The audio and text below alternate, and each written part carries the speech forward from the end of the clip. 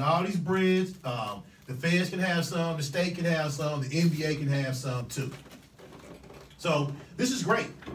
The fact that only Vegas was allowed to take sports bets is a very Mike Tyson ludicrous, okay?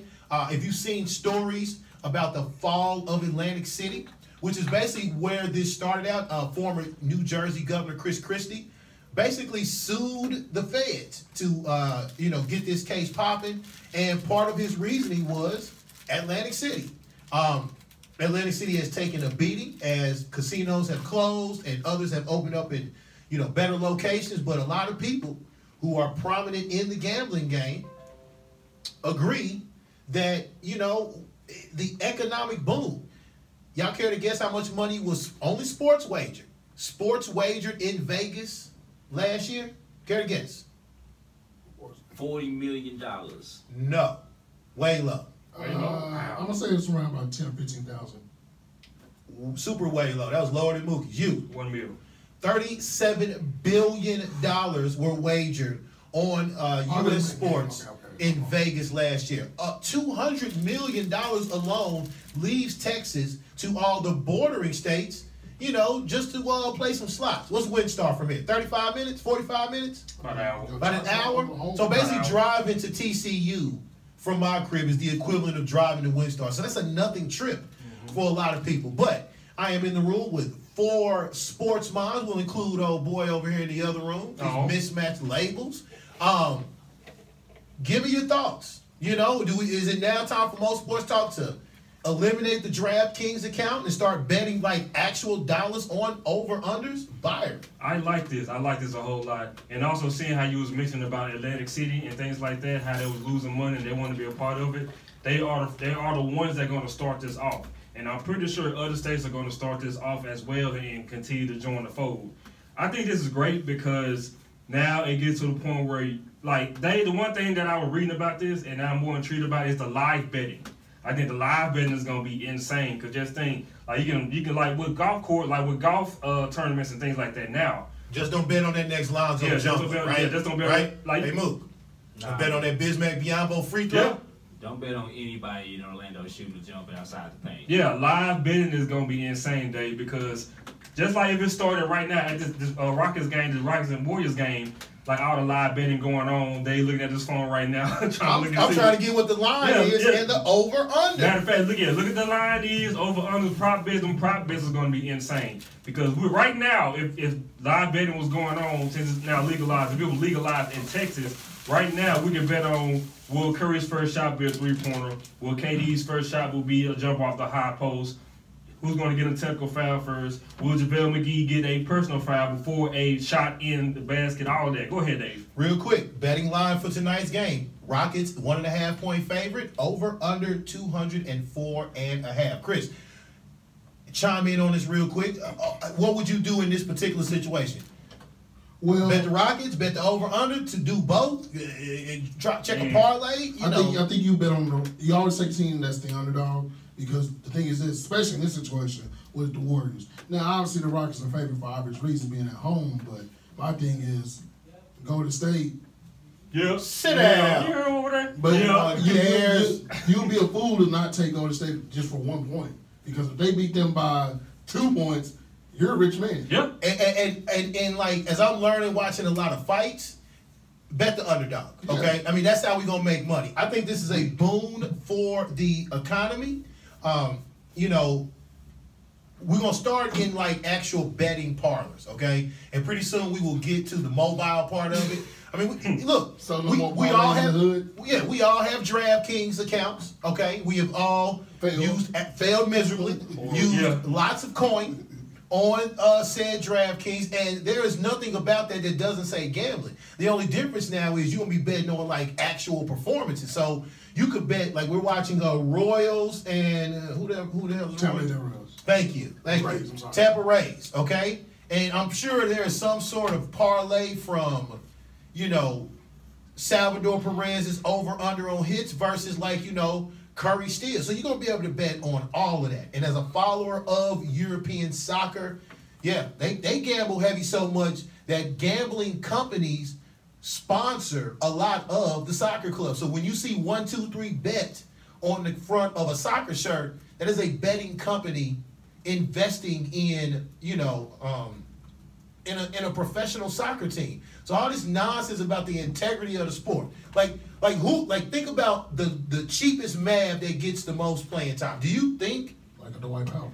But Dwight Powell's making $10 million a year. How much do you have to pay Dwight Powell to have any sort of heavy influence on the game? Are you gonna get to Kyle Collinsworth and be like, yo, man, miss these free throws? But the problem with that is this. That's where the corruption part comes in. Because I love the idea of sports betting, but there's the other side to it. Because then we don't know. See, the problem is this. Someone can know me, or a player can know me and say, hey, Chris, what I need you to do is I'm going to give you this X amount of dollars, nobody knows, and I want you to bet on the game on my behalf. And then, because they know, or I've already Here it is. You're a Mavs insider. You have been in the bowels of the AAC for 3 years. So in your case, a bettor could come to you and that's already and say, hey, and you got something on Junior Smith. I'm sure it's about to be paperwork that will be laid out. They already made it clear. With your pass that says you cannot pass insider information. They give you that on the list, no betting. It's also on the back of media pass. Okay, you can't bet. But what's stopping you from giving Mookie some money and saying, hey, yo, Junior Smith is hurt tonight. Because you might want to take Orlando, as a favor. Because even though he just told us to not bet. Because if he becomes big and then they look at they ties in together. Yeah, keep going. So I think that for me personally, I like the idea, but then, man, it's like, okay, so then this is what happens. If we're going to allow this to happen, I wonder what this. I know players won't be able to gamble per se, but man, if they're able to do that, that changes everything. Because then, if you got a homeboy that says, "Man, dude, I ain't feeling it tonight," you may want to go take what's name. We can make this money, and then nobody knows, and that's a tough thing. Okay? So you realistically feel that you could be approached as a Mavs insider? I have, and they offered money to give them injury information or, hey, such and such looked horrible in the warm-ups. I don't think he's going to have a good game. When Dennis Smith came back, I had a guy literally message me on Facebook. He was in a fantasy league that they did nightly, and they paid. And he was like, is Dennis Smith playing tonight because nobody knows? And I was just like, well, he's shooting around. He said, thank you. That's all he knew. And Dennis Smith ended up having a good game. So it's kind of like, yeah. And that's for all of us. Because if somebody says they see DA at the game, they're going to say, DA, what's name look shooting tonight? It was Tyler Ennis was bricking it, son. Last thing? Exactly how Chris was mentioning about the Mavs and stuff like that. And people ask for inside information. I have people as far as family members, as far as friends, of course they do the parlays and things like that. So imagine me the messages that Hendo is getting. I'm getting them same messages too. I'm getting pick'ems and who's gonna win tonight, what's the over under for the total score, how many points he's gonna get. So imagine all the stuff me and Hendo are getting with him being with the Mavs. Also with us being with the Rangers and other things that we're going to be doing too in the media, it's going to be a million times worse now. Once it gets legalized here in Texas, everybody's going to be asking for insider information. All I can do is just tell them no, I'm not a part of it. And I do wonder what happens to our pink slip comrades out there who, do this for fun. I wonder how they will be affected. All right, we talked earlier about the Western Conference Finals. Houston Rockets open up as a 1.5-point favorite. Let's say this off the top. Our fine engineer blooded out in his Rockets gear today, is all things Rockets. So we know who he's picking. So his opinion does not matter. I have two questions. Who guards KD? Who guards Harden? Chris? The Harden matchup is going to stay the same. You let him do what he does. He has to work on defense now a little bit more because they got 4 guys. They hadn't faced this type of team. They always faced that Golden State team with the Harrison Barnes being the 4 guy. But now you got Clay as your 4 guy. And now Clay's going to have more open looks. But it's going to be a better series than what we think. I think the problem is going to be this. Ryan Anderson, everybody. Those kind of guys like Ryan Anderson, Joe Johnson, who they wanted to be big key bench guys, they have players equal to Iguodala and Sean Livingston. And to me, that's where the difference is going to be at. And also, pace. Golden State plays that same pace. Usually teams they get railroaded when they play a Houston team because Houston runs. Now you're playing a team same pace. And also, for Chris Paul, this is going to be different now. You're not facing point guards that are a little bit slower or guys who can't shoot from everywhere. You got to be on defense now because guess what? Your backcourt mate is not one of the best defensive guys. You got to account for both. And to me, that's where it's at.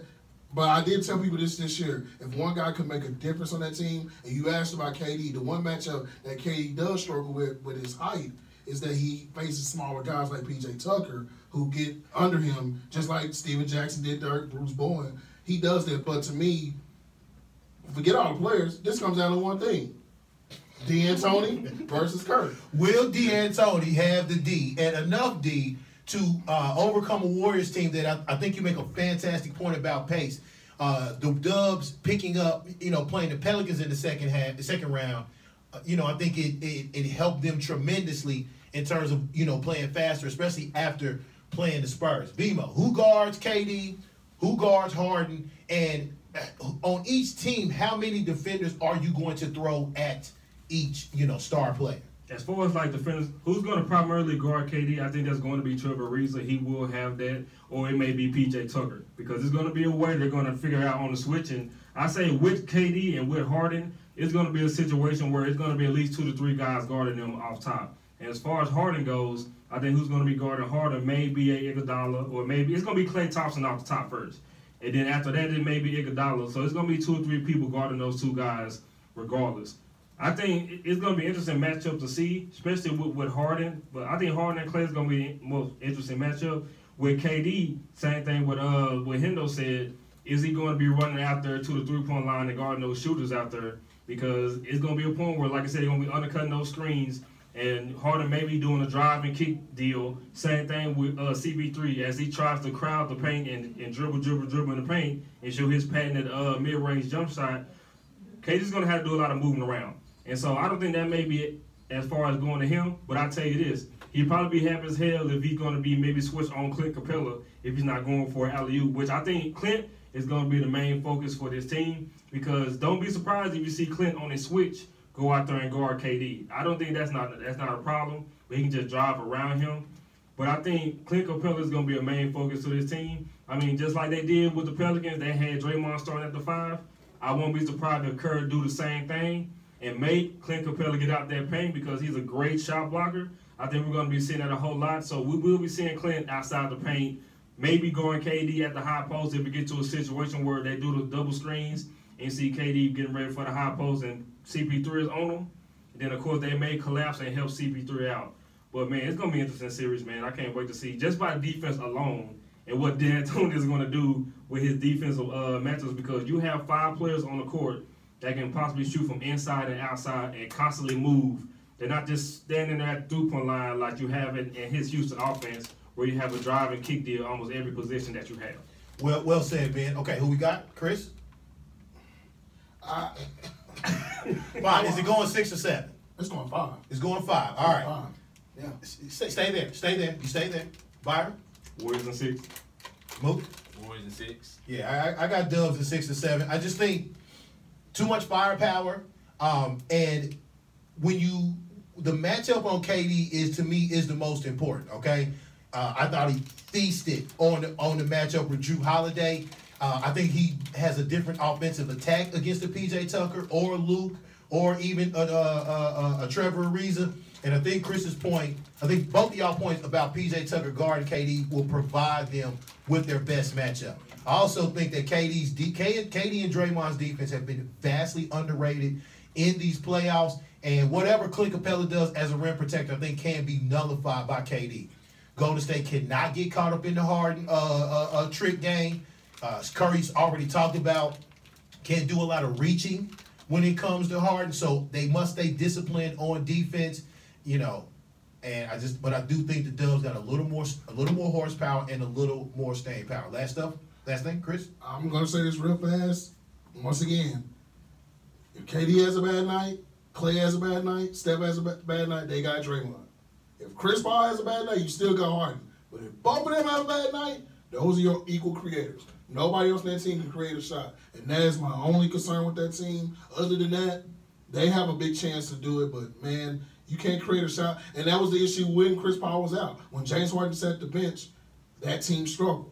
And Ryan Anderson is paid how much again to shoot threes? He can't hit the side of a barn right now. Can't even get into the game. Can't get to Be the my game. last thing on this series. I mean, last thing on this series, man, I think it's more down to me more the coaching than anything. Because with Curry back, I think that's very huge for them that he got his legs under him and he's finally healthy enough for this series. Everybody's been waiting for this series. I still think it's going to boil down to coaching. I mean, as far as like offense goes, we're going to see the offense, but at the same time, it's like when it comes to the defense and it gets close and Houston really needs to make a stop, can they really rely on their players to make a stop? Maybe Ariza and PJ Tucker, but when it comes down to really just like Harden or Chris Paul, Ryan Anderson, you know what I'm saying, Joe Johnson, who hasn't played a lick of minutes through this series, through the playoffs until now. They're saving him, which I highly disagree with that. He should have been playing in the first two series anyway. So that bench is a concern, and that coaching is a concern for me for this series. All right, well said, man. All right, game one in the Eastern Conference Finals. The Bad Brads do it once again, defeating the Cleveland Cavs by 25 points. LeBron doing his best Michael Jordan impression. What was the shot line again? 4 for 15? Yeah. Something. Yeah. In a horrible shooting game, 15 points. For me, the standout thing was watching Boston execute on offense, okay? Big Al moving K-Love's ass around like he was a paperweight. You know, the perimeter wings, if that's what you want to call them for Cleveland, unable to keep up with Brown, unable to keep up with Tatum. The great defense by Marcus Smart showing an ability to both guard Kevin Love, LeBron James, J.R. Smith. He's going to get a nice contract. And the lot. He is going to get a fantastic. Do we have a player baseline comparison from, like, have we ever seen a player like Marcus Smart, like a brickathon, you know, a chimney sweeper on offense, but like he will come out with like, you know, a positive net rating after each game because LeBron tried to back him down, and it was a classic playground rip, bro. I mean, he uses his physical tools quite well. Everything about Bad Brad after timeouts, as the kids call them ATOs, is fantastic. And look, Ty Lue, hey, man. Say Dwayne Casey, bro. Okay, this ain't Dwayne Casey. This ain't even Nate McMillan, man. Okay, you know, some work is going to have to be done. I agree with Van Gundy about starting Rodney Hood. But, yes, LeBron isn't concerned, but the rest of Cleveland should be concerned because, remember, Boston was 29-12 on the road this year, which means they were ready to play every night. Byron, your thoughts about yesterday and the series going forward? My thoughts about yesterday is this. The real NBA Coach of the Year was coaching yesterday. The real NBA Coach of the Year was coaching yesterday, and Brad Stevens. I like how the fact of, like, they was collapsing on LeBron so quick. And also, they did try to do the high post thing, the switching when they had LeBron on Rozier. Once LeBron tried to post a Rozier, guess who's coming after him? Here comes Al. Here comes Tatum. Here comes everybody coming out there just to help him out. And of course, you got to kick it out. Only problem with that is they wasn't ready for the kickouts. LeBron's teammates weren't. So you went over 12 for the first halves and 3-pointers, which they really rely on. You weren't hitting any 3-point shots. Everybody on that court for Boston, you know, has great foot speed on the fast break. Al Horford is the only one with the most playoff experience, but that guy is out there guarding all 5 positions, by the way.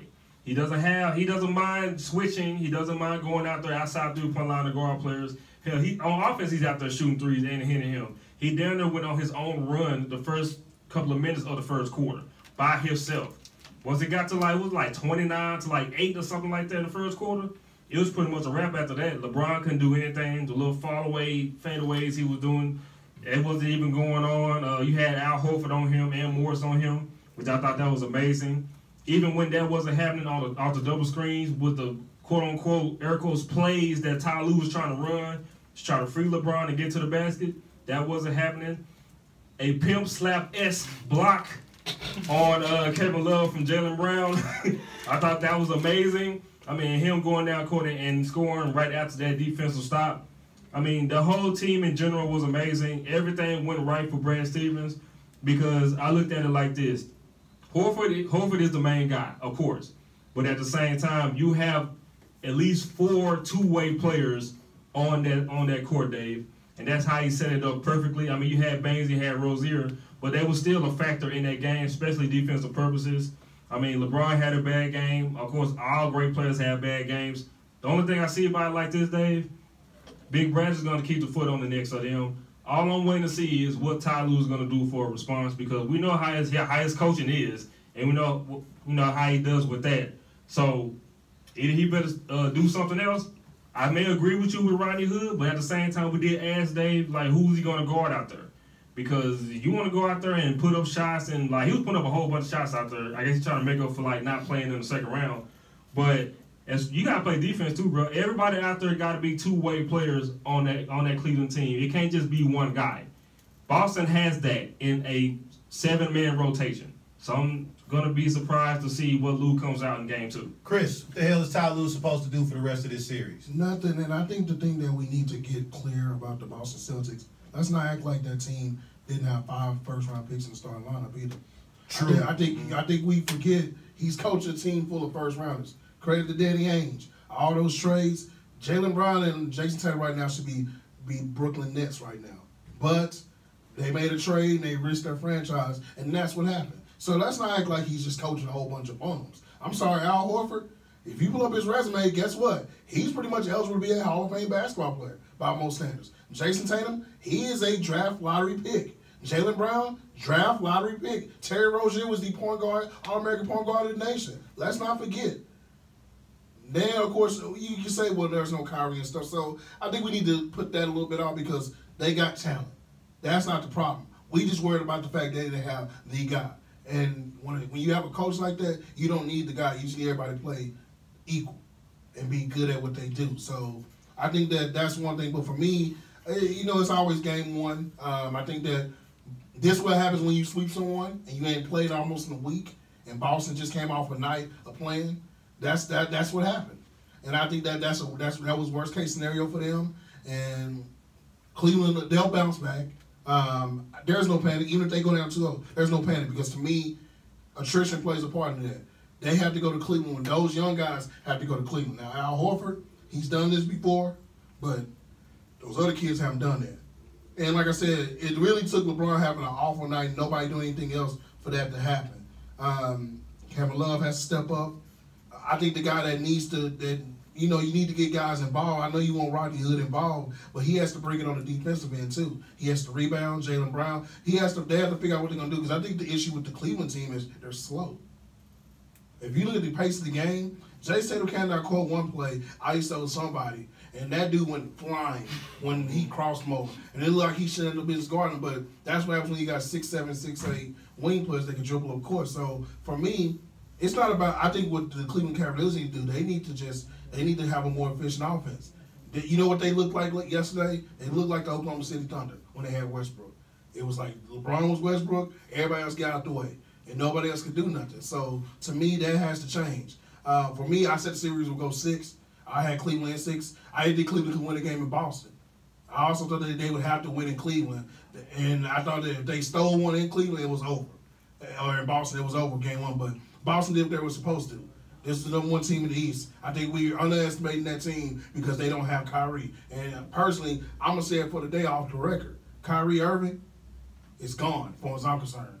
If you want to be honest, I know we all love Uncle Drew. He's a hell of a talent, hell of a player. He's one of the top point guards in the NBA. But if I'm Boston, another knee surgery, and you got Terry Rozier who's going to come cheaper and he can offer you more. And guess what? You can trade Kyrie right now and get some really good pieces for Kyrie Irving. So I think that going forward for them, that's something they can look at. And I also, once again, credit to Brad Stevens, but I know people are saying that was motivation for him to get Coach of the Year, but to me, Quinn Snyder did less with more, I think. All right, last thing, Dwayne Casey, officially no longer at RSH.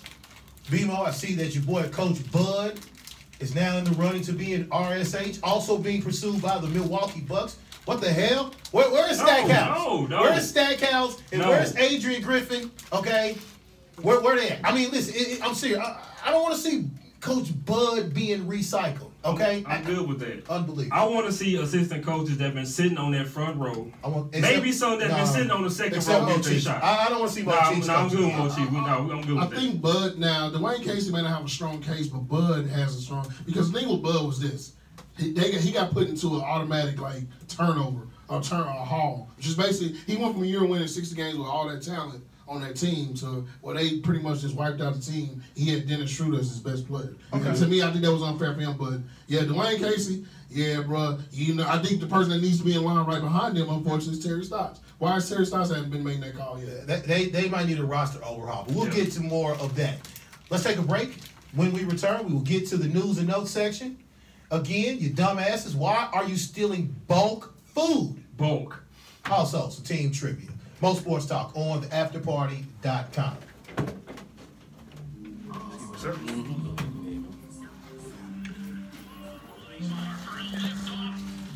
Bryce here.